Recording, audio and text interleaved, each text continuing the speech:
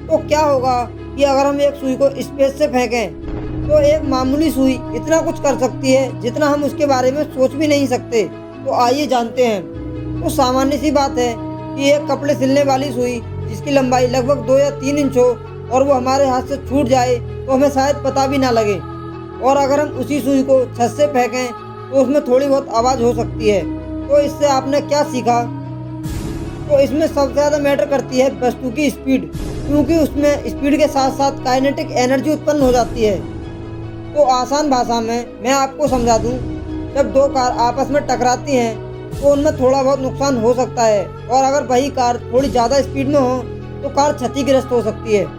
और अगर दोनों कार बहुत तेज़ स्पीड में हो तो टक्कर इतनी ज़्यादा भयानक होगी कि दोनों कारों के परखच्चे शायद कोई और ही उठाए।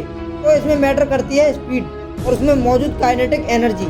तो जितनी स्पीड प्रकाश में हो और उसी गति से अगर हम एक सुई को स्पेस से फेंकें तो वह कई इंसानों को मारने का दम रखती है और एक बम विस्फोट से ज़्यादा खतरनाक हो सकती है।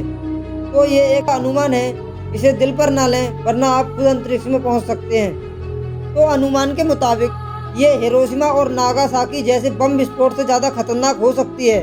तो हमने सुना ही होगा कि धरती पर एस्टेरॉयड गिर रहे हैं तो सबके मन में डर पैदा हो जाता है।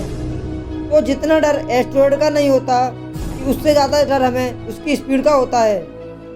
स्पीड प्लस काइनेटिक एनर्जी जब दोनों मिलकर किसी वस्तु या पत्थर के साथ जमीन पर आती हैं तो वह इतनी खतरनाक होती हैं कि जमीन में गड्ढा कर देती हैं।